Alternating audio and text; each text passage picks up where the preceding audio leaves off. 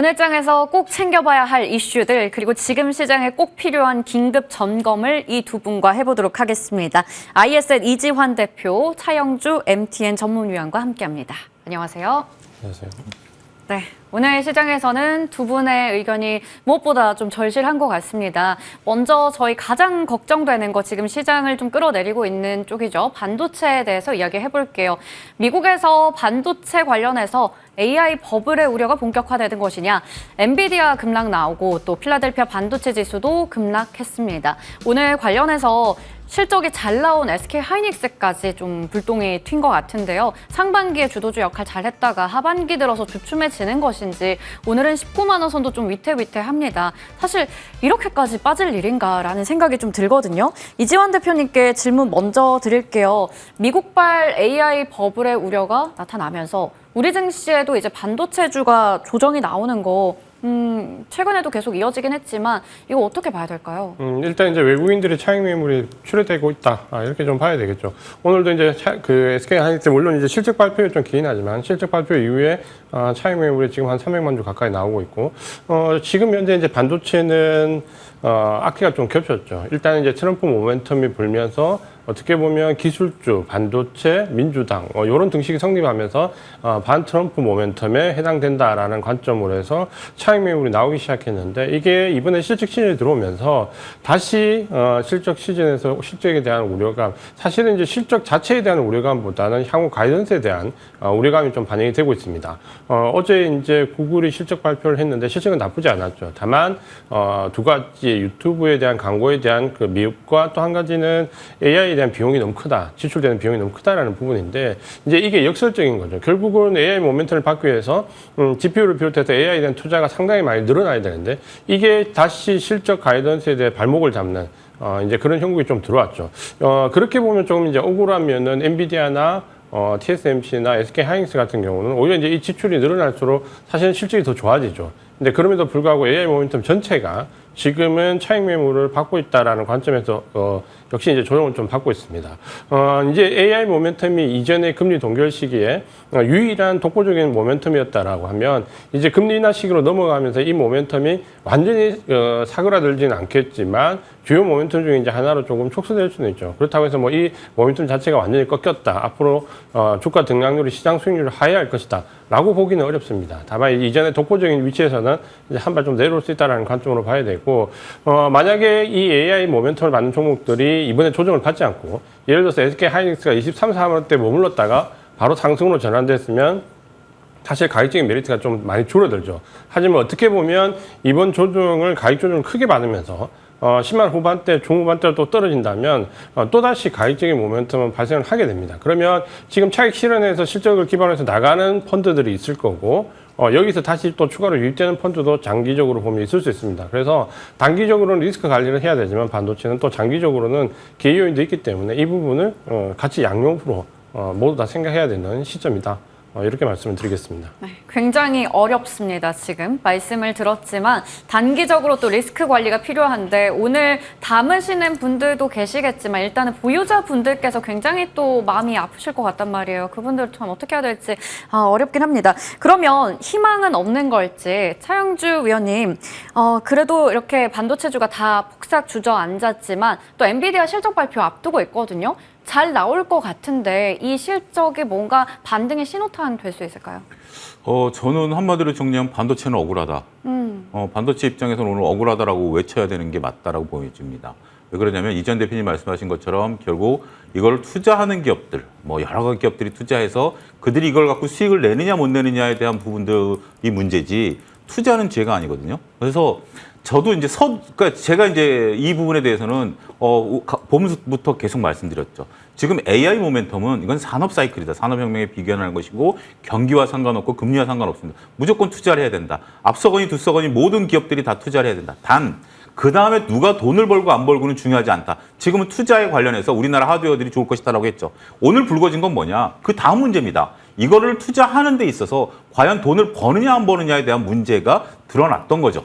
그런 기업들이 오늘 조정을 받은 것인데 그런데 엔비디아도 빠지지 않았느냐? 어떻게 보면 자연스러운 조정이다라고 봐야 되겠죠. 하이닉스도 이미 이지한 대표님도 미리 말씀하셨고 저도 이미 24만 원 부근에서 매도를 권해드린 거 아니겠습니까? 올 여름이면 일단 한번 팔자. 이 산업 사이클이 끝난 건 아닙니다. 이 산업 사이클은 앞으로도 몇 년 동안 지속될 거고요. 과잉 공급도 나옵니다. 과잉 공급에 대한 언급도 제가 보면 말씀드렸죠. 분명 2, 3년 뒤엔 과잉 공급이 나와요. 하지만 그때까지 이게 끝난 건 아니죠. 아직도 많은 기업들이 줄을 서서 HBM과 GPU를 사가려고 줄이 서 있고 여기에 지금 투자를 하려고 하는 것들이 있죠. 물론 이것을 가지고 그 투자를 함으로써 그거만큼 수익이 나느냐 안 나느냐에 대한 부분들은 이제 옥석가리기 해야 될 것 같아요. 이게 이제 수면 위로 올라왔다라고 봐야 되겠죠.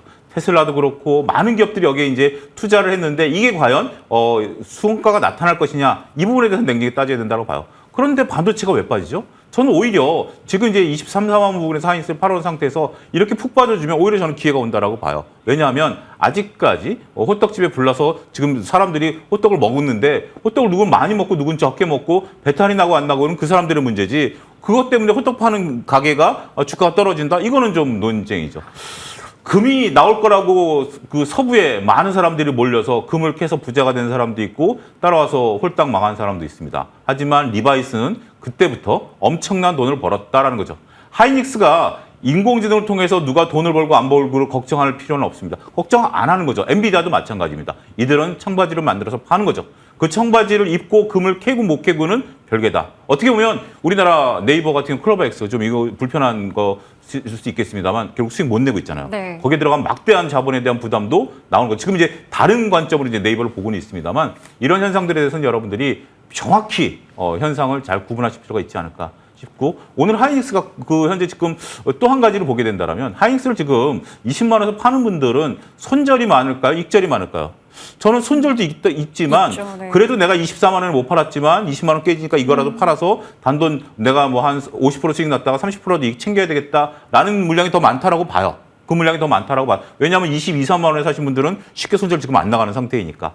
그러면 지금 현재 하이닉스를 파는 분들이 이익을 실현하는 단계인데 그럼에도 불구하고 7, 8%에서 지금 꼬리를 달고 거래가 늘어났다? 그러면 저는 밑에서 굉장히 세게 받는다라고 봐요. 더군다나 오늘 외국인들이 팔고 이 차익을 실현하고 있는데 이 정도라면 저는 여기서 조금 횡보해 주는 것이 오히려 기회를 또다시 마련할 수 있지 않을까 말씀드릴 수 있겠습니다. 네, 오늘 반도체 쪽이 굉장히 억울한 가운데 그중에서도 가장 억울한 종목이 하이닉스 아닐까 싶은데요. 이 위기를 우리가 또 기회로 활용할 수 있다라는 말씀 주신 것 같아요.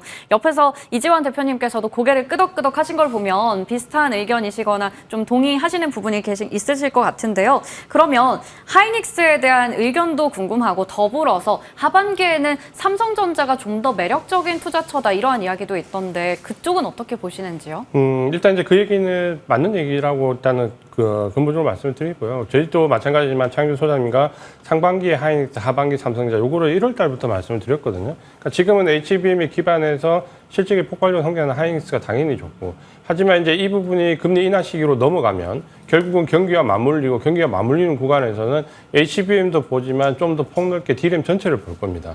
그러면 D램 전체를 놓고 경기와 맞물리는 사이클은 삼성전자가 좀 유리하죠. 그리고 삼성전자가 가격적인 메리트도 있기 때문에 여전히 유리하다. 다만 좀 전에 최한규 소장님 말씀하셨지만 위원님 말씀하셨지만 하이닉스가 그 상태 24만원에서 그대로 올라왔으면 가격적 메리트가 없는데 지금 10만 원대 후반으로 빠진다. 그러면 아마 여기 그 나갈 수 있는 펀드는 나가겠지만 새로 유입되는 펀드도 있다라고 보면 아마 삼성전자 하이닉스 균형을 좀 맞춰서 한쪽으로 쏠리기보다는 어느 정도 뭐 비율적으로 양사를 같이 보유하는 것도 좋은 전략입니다. 아마 하이닉스를 보유하시는 분과 삼성전자만을 보유하시는 분들의 우려감이 뭐냐면 사실 아마 8월 달쯤 가면 삼성전자가 HBM3E를 엔비디아에 공급한다라는 뉴스가 나올 수도 있습니다. 그러면 하이닉스 계열은 또 빠지겠죠. 삼성전자 올라가고. 그러니까 이렇게 한쪽이 플러스와 마이너스 되는 부분을 가감을 양쪽을 다 보유하고 있다라면 전체적으로 수익을 볼 수 있습니다. 그러니까 그렇게 본다면 전략적으로 그런 부분이 조금 더 필요하다라고 보여지고 다만 지금까지 우리가 하이닉스 계열에서 봤던 가장 크게 메리트를 입었던 건 결국 HBM 반도체와 관련돼서 후공중의 장비 업체들이거든요. 그러니까 후공중 장비 업체들이 굉장히 큰 폭으로 올랐다가 이제 큰 폭으로 떨어지고 있는데 이 부분은 만약에 하반기로 가면 어떻게 될 거냐라고 보면 조금 고민해 볼 필요가 있습니다. 결국 이제 장비와 관련된 부분은 어느 정도 초기 빅 사이클이 지나고 나면 수요가 조금 떨어지는 부분도 있고 D램 사이클 전체를 놓고 본다면 좀 덜 올랐던 전공정 쪽의 삼성전자 계열이 하반기에는 모멘텀을 좀 받을 수도 있습니다. 그러니까 이런 부분들을 균형을 본다면 삼성전자 하이닉스 균형 있게 보유를 하고 반도체 쪽 관련되어 있는 장비와 부품, 소재 쪽은 이제 조금 매기가 분산될 수 있다는 점을 좀 주의해서 접근하시는 게 좋을 것 같습니다. 네. 반도체 섹터에 대해서 먼저 체크를 해봤습니다. 그런 가운데 지금 또 2차 전지 이야기도 빠르게 해봐야 될 것 같아서요. 다음 이슈로 넘어가 보도록 할게요.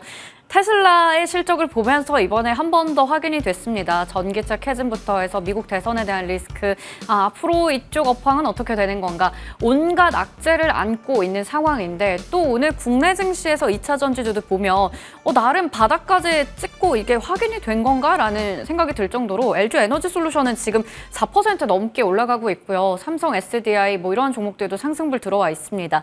우선은 바닥 확인된 건지 그 부분 좀 궁금해집니다. 먼저 차영주 위원님, 올해 처음으로 또 역성장에 대한 전망도 있고 실적에서도 이번에 캐즘에 대한 부분 확인이 됐어요. 그런데 또 올라가는 걸 보면 이게 바닥을 찍은 것인가? 어떻게 봐야 될까요?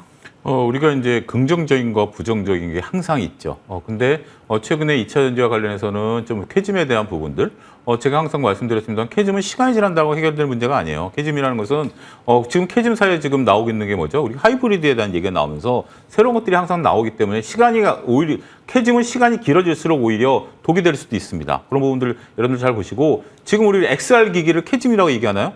XR 기기 2000지 굉장히 오래됐죠. 네. XR 기기 나왔을 때 뭔가 세상이 바뀔 걸로 봤는데 XR 기기는 지금 뭐 전혀 팔리는 꿈쩍도 안 하고 있죠. 일단 다시 2차전지로 돌아와서는, 근데 2차전지 입장에서 나쁜 소식만 있는 게 아니라 긍정적인 소식도 일부 있어요. 뭐냐면 테슬라가 판매량이 늘었다라는 겁니다. 테슬라가 매출이 늘었다라는 부분에 있어서 그다음에 판매율이 좀 늘었다라고 본다라면 이게 과연 캐즘이야? 라고 볼 수 있는 부분들이 있고, 중국에서 전기차 판매량이 늘었어요. 그럼 이건 캐즘이야? 라고 볼 수도 있는 그런 부분들이 있죠. 그러니까 이걸 긍정적으로 해석하자라면 긍정적으로 충분히 가능한 구간이다라고 말씀드릴 수가 있겠습니다. 기술적으로 보면 LG엔솔이나 에코프로나 3바닥을 찍고 있는 거예요. 이거는 굉장히 또 바닥에 대한 강력한 신호죠. 특히 3바닥, 2바닥을 찍을 때는 공매도 환매가 많이 들어왔다라고 우리가 봤는데, 지금 어느 정도, 물론 롱숏 펀드가 있긴 합니다만 롱숏 펀드와 공매도는 좀 약간 다르죠. 그래서 공매도 환매가 이미 어느 정도 다 일단락된 걸로 보여지는데 또 3바닥이 찍어서 올라오는 거니까 나름대로 또 긍정적이다라는 거죠. 그런데 그럼에도 불구하고 좀 안타까운 게 뭐냐면 LG엔솔이 오늘 또 얘기한 게 있겠죠. 우리가 LFP에 이제 주력을 하겠다라는 부분들. 그다음에 이제 2차 전지가 이런 소식에도 불구하고 여기서 지금 현재 나름대로 우리가 좀 보려면 여기서 이제 횡보해 준다라면 이것도 이제 바닥을 잡는 모습들이 좀 나오겠죠. 근데 강력한 한 방이 없는 것 같아요. 그러니까 뭐냐면 투바닥이 나왔을 때 이걸 끌어올린 게 누구냐면 공매도 환매가 끌어올린 거거든요. 그럼 거기에 이제 개인들이 들어와서 나름대로 이렇게 뭔가를 끌어올려줘야 되는데 그때마다 개인들이 팔았어요. 그때마다 지금도 오늘도 이제 롱숏 펀드 얘기 들리는데 이때마다 개인들이 팝니다. 이 정도라면 상당히 지금 2차 전지는 이렇게 된다면 어떻게 되죠? 우리가 몸을 바닥에 누웠을 때 누군가 내 이제 친구가 옆에서 나를 일으켜줬을 때 내 힘으로 같이 올라오지면 일어나잖아요. 네. 근데 지금 바닥에 누워 있는데 친구 옆으로 밀어주는데 내 몸을 내가 못 일으키고 있는 거예요. 완전 누워 있는 거죠. 그런 거기 때문에 조금 우리가 지금은 이제 3바닥처럼 보이죠. 3바닥처럼 보이지만 이게 4바닥이 될지 5바닥이 될지, 그러면서 이게 좋은 박스권으로 하단이 형성될지는 지금 현재 매수 신호를 아직 안 주고 있다. 매수 신호는 뭐죠? 우리가 두 번 올라왔을 때 그 봉에 대한 위점을 뚫어줘야 되는 부분들이기 때문에 아직까지 2차 전지는 조금 시장에서 관심이 많이 안 쏠리고 있다. 그러니까 투자자들이 관심은 갖고 있는데 매수 버튼, 매도 버튼에는 손가락이 안 간다. 이렇게 봐야 되지 않을까 싶습니다. 네. 뭔가 눈은 가고 이제 머리로는 관심을 갖게 되는데 손이 좀 쉽사리 안 나가는 상황이다라는 부분 말씀해 주신 것 같아요. 자, 그러면 이지한 대표님, 이번에 테슬라가 그래도 실적 이야기하면서 좀 긍정적인 모멘텀으로 봤던 게 ESS 쪽인 것 같고, LG 에너지 솔루션 쪽에서도 ESS 관련한 이야기 또 있었어요. 물론 LFP 배터리 관련된 뉴스도 있었지만 배터리 ESS 쪽 최근에 정말 많이 올랐었죠. 한중, NCS 이러한 종목들 대장주로 하면서 관련주에 대해서는 전략 어떻게 보세요? 일단은 이제 그게 이쪽이 안 되니까 저쪽을 일단 보자라는, 어떻게 보면 이제 순환매적인 관점이 조금 더 강하죠. 그러니까 ESS 자체가 지금은 시장이 어떤 기술적인 장벽이나 독보적으로 기업이 어떤 섹터를 이루기에는 쉽지가 않습니다. 그러니까 전체적인 섹터 자체가 결국은 중국 업체들과 굉장히 경쟁이 맞물려 있다라는 관점을 좀 봐야 되고, 이 사이클 자체가 지금 어떻게 보면 전체 EV 시장과 여기에 관련되어 있는 2차전지 시장, ESS 시장 자체가 아마 이제 한번 재편을 좀 겪어야 될 시기라고 좀 보여집니다. 그러니까 EV 자체를 놓고 우리가 단순하게 캐즘에 관련되어 있는 부분을 해석을 하기에는 지금 이제 시장 상황이 너무 맞지 않다라는 거죠. 좀 전에 차영주 소장님, 위원님 말씀하신 것처럼 만약에 우리가 캐즘에 포커스를 맞췄다라고 하면 어제 테슬라 실적 발표에서 매출액에 포커스를 맞췄겠죠. 근데 시장 전혀 그렇지 않았거든요. 그걸 본다면 단순하게 캐즘과 관련된 부분 혹은 시장의 단순 재편이 아니라 구조적으로 지금 현재 LFP 배터리부터 ESS 그리고 EV와 관련돼 있는 2차 전지 그리고 이게 가격적인 부분, 경쟁 모든 부분을 이제 새롭게 다 한번 좀 재편해서 섹터 전체를 한번 냉정하게 봐야 되는 시기에 좀 들어왔다라고 보여집니다. 그게 지금 현재 투자 철회가 이어지고 있고 투자가 딜레이되고 있는 부분과 맞물려서 본다면은 단순하게 여기서 공매도 한 매가 들어오거나 캐즘이 벗어나거나 이런 문제는 아니다라는 거죠. 그러니까 이런 부분을 좀 본다면 아직까지는 조금 보수적으로 볼 필요가 있고 오늘 이제 시장이 어려운 가운데 2차 전지주가 상승하기 때문에 상당히 긍정적이긴 하지만 이거는 좀 전에 말씀드린 대로 반도체나 전력기계 롱에서 청산을 하면서 같이 물려있는 숏을 청산하면서 나오는 롱숏펀드 청산에 의해서 나오는 부분이 좀 강하다라고 보여진다면 시세 연속성은 오늘이 아니라 실제로 이후에 공매도 한 매 이후에 혹은 포지션 축소 이후에 매집이 들어오는지 여부를 좀 확인을 해야 됩니다. 그러니까 너무 2차 전지를 신규로 접근하시는 분들은 저점에 잡으려고 하지 마시고요. 외국인 수급을 확인하고 그리고 보유하고 계신 분들이라면 섣부르게 추가 매수를 하지 마시고 일단은 시장 흐름을 조금 더 보치고 난 다음에 판단하시는 게 좋겠다. 이렇게 말씀드리겠습니다. 네, 두 분 모두 아직까지는 2차 전지주에 대해서 조금은 관망의 시각을 주셨습니다. 아직 확인할 부분들 많아 보이네요. 오늘을 바닥을 찍었다라고 보기에는 약간 또 무리 있어 보입니다. 자, 그러면 다음 이슈로 넘어가 볼게요. 결국 이 어려운 시장에서 그러면 지금 뭐 반도체도 그랬고 2차 전지도 그랬고 다 실적 이야기 계속하고 있습니다. 흔들리는 시장에서 구원주가 될 것은 역시 실적뿐일까? 현대차가 오늘 실적 발표 나올 예정입니다. 아직은 안 나왔는데 뭐 잘 나온다고 해요. 일단 피크아웃에 대한 우려 그리고 전기차 캐즘에 대한 부분을 약간은 또 지울 수 있을 정도의 최대 실적을 낼 수 있을지 사실 실적은 잘 나올 걸로 예상되고 주주 환원에 대한 기대감도 있고 뭐 인도 쪽 법인 뭐 이슈도 있고 좋은 뉴스가 많은데 오늘은 일단 현기차가 나란히 하락하고 있어요. 실적 부분부터 짚어볼게요. 차영주 위원님, 실적 잘 나와도 이것도 차익 매물이 나올까요? 아니면 오늘은 또 매수로 봐야 될까요? 어떻게 봐야 될까요? 지금 이제 실적 시즌에서 보면 제가 기준을 드린 거 있죠. 치킨 먹은 종목과 안 먹은 종목들을 봐야 된다라는 거죠. 현대차도 어느 정도 치킨을 좀 먹었기 때문에 그 두 마리 먹은 효과가 나타나지 않으면 한 마리 먹은 효과는 어느 정도 시장이 좀 반영돼 있다라는 것도. 그래서 좀 물량들이 좀 나온다라는 거죠. 그렇지만 이제 우리가 지금 뭐 현대 같은 경우 여러 가지 말씀하신 인도에 대한 부분들도 있고 빠르게 지금 시계가 좀 돌아가기 시작했죠. 갑자기 인도 IPO를 올 이제 여름에 시작을 하고 그 다음에 이제 글로비스에 대한 주주환원 정책을 실시하고 특별 배당 실시하고 이런 시계들이 돌아가고 있기 때문에 저는 지금 현대기아차보다는 오히려 현대 글로비스 쪽에 대한 관심 여러분들 지속적으로 좀 가져야 되지 않을까 싶습니다. 그리고 현재 지금 이제 두산이 오늘 또 합병에 대한 부분들이 얘기가 이제 금융당국이 잘 제동을 걸었죠. 주주들이 손해를 보는 관점에서 이렇게 하는데 한 가지 이제 조금 통합적으로 말씀드리면 현대 같은 경우도 지금 현재 우리가 그 한화라든지 이런 것들이 상속 문제가 걸려 있는 부분들 아니겠습니까? 이런 부분들에 있어서 그룹사 재편에 대한 부분들 특히 이제 현대 같은 경우 지배 구조의 핵심이 현대 글로비스가 현대기아차를 가지고 있고 현대기아차가 다시 현대글로비스를 하는 이 순환 고리 구조를 끊어야 되거든요. 이 고리를 끊어야 되는데 이때 이제 우리가 합병하는 게 기준점이 시가라는 거죠. 시가를 가지고 기준점을 하니까 자산 가치를 갖고 따져줘야 되는데 우리 상법상 시가로 하도록 돼 있어요. 이게 이 상법에 대한 개정을 올 하반기 때 지금 하겠다라는 게 민주당의 정책인데 비상장 회사처럼 자산 가치 수익 가치를 따져서 하자라는 걸로 이제 바꾸겠다라는 건데 그 전에 현대차도 지금 빨리 뭐 하게 된다라면 오히려 역설적으로 보면 글로비스 주가는 올라가야 되고 다른 주가는 좀 떨어지는 게 현대차 입장에서는 이 합병에 관련된 그러한 어떤 시나리오가 지금 현재 만들어지고 있다는 측면에 있어서는 요거는 지금 합병 이슈가 좀 걸려 있기 때문에 우리가 정당한 가치로 보기에는 조금 거리가 있다. 이렇게 정리해 드리도록 하겠습니다. 네. 자, 그러면 완성차주들 실적 발표 이후에 대응도 궁금합니다. 이지원 대표님, 실적 잘 나오고 나서 어떻게 대응을 좀 해야 될까요?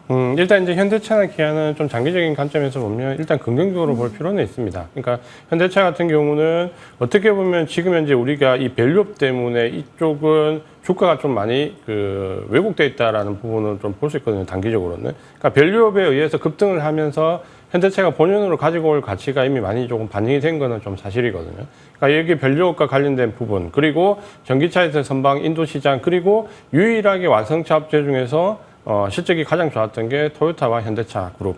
토요타는 이제 좀 문제가 생겼지만 그렇게 본다면은 뭐 주가가 아주 급락을 가거나 혹은 나빠질 상황은 아닙니다. 다만 밸류업 때문에 좀 많이 올라왔던 부분에 관련해서 시장이 좀 어려우니까 외국인들의 단기 펀드 물량들의 차익 물량은 좀 나올 수 있죠. 그러니까 요걸 소화한다면 제가 봤을 때 은행이나 현대차 같은 이런 부분들은 아마 장기적인 펀드 물량들은 계속 유입될 거라고 보거든요. 그게 이제 오늘 단기적으로 외국인 매도 물량이 좀 있지만 롱텀하게 보면 외국인도 매수가 계속 유입이 됩니다. 그러니까 이런 부분은 이어질 것 같고, 그리고 이제 우리가 이 금리가 이제 인하가 이제 임박해 있고, 이게 이제 9월 달에 만약에 미국이 금리 인하 가셔야 되면 결국 이제 금리 인하 수혜 쪽으로 많이 기울 텐데, 지금은 이게 좀 묻혀있지만 실제로 금리 인하 수혜는 우리가 알고 있는 뭐 제약바이오나 그리고 은행이나 그리고 사실 자동차도 만만치 않습니다. 그래서 자동차 쪽도 리스크 관련된 부분에서 금리나 수혜가 많기 때문에 결국은 이제 이런 부분들을 본다면 장기적으로 좀 보유하고 계신 분들은 물론 지금은 뭐 전체 물량은 다 보유하기가 조금 어렵다라는 비중 조금 줄이시더라도 일정 부분 물량은 보유할 필요가 있고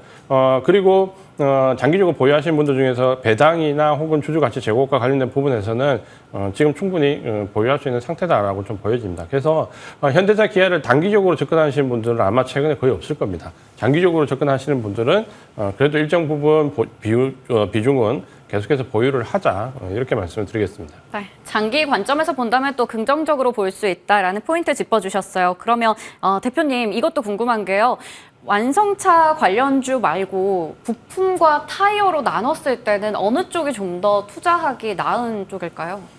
사실 이제 부품은 우리가 뭐 세를 비롯해서 때 일부 종목들이 굉장히 많이 올랐었고요. 네. 타이어도 좀 올랐다가 지금은 사실 한국 타이어나 금호 타이어는 어떤 그 업황 섹터 자체보다 기업 내부적인 문제로 주가가 오히려 더 좋지 못한 형국을 보이고 있거든요. 그러니까 그런 쪽은 지금 현재로서 타이어 자체만을 놓고 좀 접근하기는 어렵다라고 보여지고, 사실 펀더멘탈 자체만 놓고 본다면 예를 들어서 한국 타이어나 이런 것은 절대 기업 가치 내용은 나쁘지 않습니다. 다만 경영진과 지금 현재 처해 있는 기업 내부적 사정 때문에 우리가 이런 부분을 좀 반영한다라고 보면 지금은 무리해서 그렇게 타이어나 부품 쪽으로 들어가기보다는 오히려 현대차나 기아를 보유하는 게 조금 더 낫겠다 이렇게 말씀을 드리겠습니다. 네, 오히려 대표주들 보는 게 좋다라는 시각 주셨네요. 저희 이렇게 이야기하는 동안에 계속 또 실적들 막 쏟아지고 있습니다. 속보 전해드리고 있는 중이고요. 지금도 HD 현대 미포도 실적이 잘 나왔네요. 최근에 또 조선주 잘 가는데 한 번 더 힘을 실어줄 수 있을지도 좀 궁금해집니다. 흑자 전환 영업이익 소식까지 전해드렸습니다. 자, 그리고 LS 일렉트릭이요. 오늘 마찬가지로 오전에 실적이 나왔는데 그 전에 너무 많이 올랐던 탓인가 최고점 찍고 급락 나옵니다. 차영주 위원님, 이거 이제는 수익을 챙겨야 되는 것인지 아니면 또 길게 봤을 때 전력기기 좋잖아요. 그리고 8월에 MSCI 지수 편입 이슈도 있고 오늘 보니까 티라유텍의 최대 주주됐다 이런 소식도 있어요. 어떻게 대응할까요? 그저께부터 제가 수익을 한번 챙기자라고 말씀드렸죠. 네. 현대일렉트릭이 나왔을 때, 실적이 나왔을 때, 이 방송하고 있었을 때죠. 화요일 날.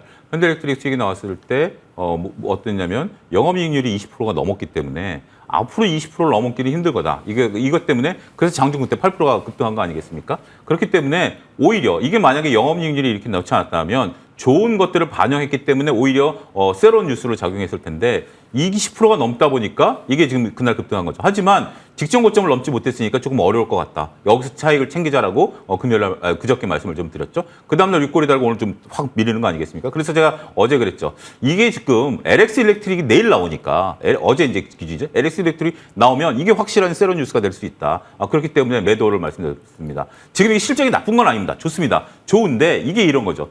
공부 5등 하던 애가 지금 2등까지 올라왔어요. 그럼 앞으로 갈 길은 뭐죠? 1등이죠. 근데 여기서 1등으로 가는 것보다 여기서 조금 삐끗하면 다시 내려온다는 거 아니겠습니까? 그러면 지금 밸류는 어떤 밸류죠? 1등까지 올라간 밸류를 이미 준 거예요. 그렇기 때문에 저게 나쁘다라는 게 아니라 일단은 밸류에 대한 평가를 한번 받고 조정 이후에 다시 들어가는 것이 현실적이다라는 거죠. 지금 우리가 조금 성장을 못하는 오늘도 지금 실적 나오는 것은 포스코홀딩스라든지 이런 것들은 역성장한 것 상당히 억울하지만 LS일렉이나 현대일렉 같은 게 잘하고 있어요. 잘하고 있는데 잘하고 있는 것만큼 주가가 이미 선반영돼 있다라는 거죠. 이걸 여러분들이 구분하실 필요가 있다라고 좀 말씀드릴 수가 있겠습니다. 선반영이 어느 정도 됐느냐를 잘 판단을 하셔야 되는데 일단 더군다나 지금 오늘 이제 매도가 나오는 것은 굉장히 크게 나오죠. 크게 나오는데 이것들은 다 뭐다?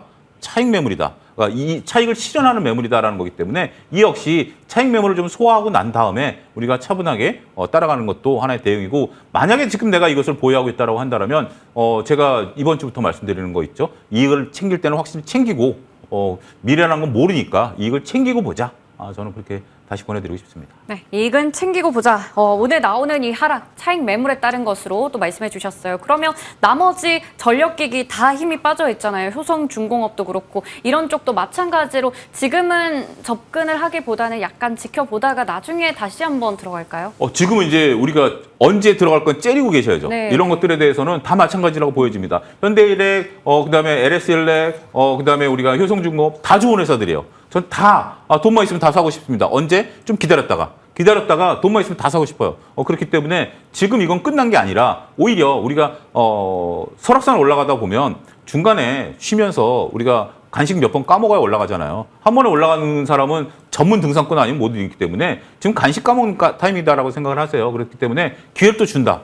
지금 오히려 그동안에 내가 그 변압기, 전력, 전선, AI, 하드웨어, HBM 이거에서 내가 못 잡았었다라면 저는 기회를 준다. 단 서두르면 오히려 그 고통이 늘어날 수 있기 때문에 차분히 보자. 저는 그렇게 정리하고 싶습니다. 네, 기회는 또 올 것이니 서두르지 말자. 이렇게 전력 섹터에 대해서 이야기해봤습니다. 자, 그러면 다음 이슈로 넘어가 볼게요. 지금까지 실적에 대한 이야기 많이 했다면 이번엔 좀 이슈 쪽입니다. 재건 관련해서 긍정적인 뉴스가 계속 나오네요. 처음에는 테마주로 좀 단기로 봐야 되나 싶었는데 결국 지금 어려운 시장에서 이쪽에서 수익 크게 나고 있어요. SG가 특히나 재건 사업 즉시에 또 투입이 가능하다 이러한 또 뉴스 나오면서 오늘 대장주 역할을 합니다. 상한가는 풀리긴 했지만 여전히 재건 섹터 이끌고 있는 상황. 이지한 대표님, 재건주 계속 볼까요? 일단은 이제 너무 길게 보시는 것은 좀 바람직하지 않을 것 같습니다. 시장이 어렵다 보니까 뭔가 대안적인 모멘텀이나 테마를 찾게 되고, 이게 지금 이제 러시아 우크라이나와 관련된 트럼프의 어떻게 보면 모멘텀의 그 다음 단계로 지금은 종전 협상에 대한 부분이 조금 이제 불거졌는데, 이게 지금 정확하게 종전 협상으로 들어가거나 혹은 진행되는 과정이 뭐 있는 것도 아니고, 어떻게 보면 일단 그럴 것이다. 혹은 지금 젤렌스키 우크라이나 대통령 발언에 의해서 일부 이제 나온 부분이기 때문에 실제로 이게 재건 협상에 들어가서 예를 들어서 우크라이나 러시아 전쟁이 종전이 되고 재건 협상이 진행되는 과정에서 어느 기업이 수혜를 받고, 이거는 이제 굉장히 먼 미래의 얘기죠. 그리고 어느 기업이 될지도 지금은 우리가 어느 정도 관계 있는 회사들과 관련돼서 얘기를 하지만 테마 이상은 엮기가 어렵죠. 그렇게 본다면 지금은 시장이 좀 어려울 때 오히려 이제 재건 테마가 계속 반복적으로 나올 수 있습니다. 짧은 매매가 가능하신 분들은 이거를 수익으로 취하고 빠지고 할 수 있겠죠. 하지만 이걸 가지고 좀 롱텀하게 봐서 펀더멘탈 변화를 기대한다. 그렇게 보기는 좀 어려울 것 같고, 대장주를 제외하고 오늘 보면 윗꼬리를 다는 종목들이 많이 있거든요. 그러니까 이런 거는 좀 짧은 관점으로 짧게 치고 빠지는 테마로 생각을 하시는 게 좋을 것 같습니다. 네, 짧게 치고 빠지는 테마로 정리해 보겠고요. 마지막으로 두산그룹주입니다. 차 위원님, 시간이 이제 얼마 남지 않았는데 이거 너무 궁금해서요. 두산그룹주 금감원에서까지 이제 합병에 약간의 제동이 걸렸다 이런 뉴스가 나왔어요. 관련해서 두산그룹주 또 다 밀리는데 이렇게 하다가 혹시나 합병이 철회가 된다 이러한 지금 가능성에 대한 부분도 일각에서 나오거든요. 두산밥켓 오늘 급락하다가 지금 오후 들어서 굉장히 빠르게 낙폭 만회해요. 4%대까지 지금 낙폭을 많이 줄였거든요. 이 그룹주는 어떻게 좀 대응할까요? 일단 두산이 현재 상태로 합병을 진행하기는 쉽지는 않을 것 같아요. 앞서 언급드렸던 지금 합병에 대한 기준이 시가의 상법에 따라서 한 거기 때문에 두산은 다소 억울하다라고 할 수는 있긴 하겠습니다. 그런데 두산도 좀 피했죠. 우리가 지금 주주들이 막아낸 게 뭐죠? 물적 분할을 막아냈죠. 물적 분할을 하려면 주수 매수권을 줘야 되는데 두산이 인적 분할을 통해서 이걸 우회하는 또 통로를 만들어내서 시가로 이제 또 들어가는 부분들이 있습니다. 어쨌든 지금 합병 비율을 다시 계산하라고 하는데, 다시 계산하면 가을에 지금 현재 정기국회에서 민주당 발의로 인해서 지금 현재, 그러니까 제가 민주당이라고 말씀드렸던 건 지금 야당이 국회의원 수가 많기 때문에 통과 가능성이 높지 않을까라는 기대감으로 말씀드린 거예요. 어떤 뭐 정치적인 그런 게 아니라. 그래서 지금 그렇게 된다라면 이 합병이 무사안이 될 수밖에 없습니다. 근데 주총이 지금 8월에 열리잖아요. 주총이 8월에 열리는데 그 전까지 이걸 조정을 해서 두산은 노력할 가능성이 있습니다만, 아직까지는 지금 이제 다 서로 금감원에서 또 어떻게 밀어붙일지, 두산이 어느 정도 꼬리를 내릴지 모릅니다. 따라서 이걸 가지고 저는 배팅을 한다라는, 지금 아직 배팅형이다라고 보여지기 때문에 일단은 조금 거리를 좀 두자, 이렇게 좀 말씀드릴 수 있겠습니다. 네. 궁금했던 부분까지 좀 질문 드려봤어요. 이슈 좀 꾸준히 추적해 보도록 할게요.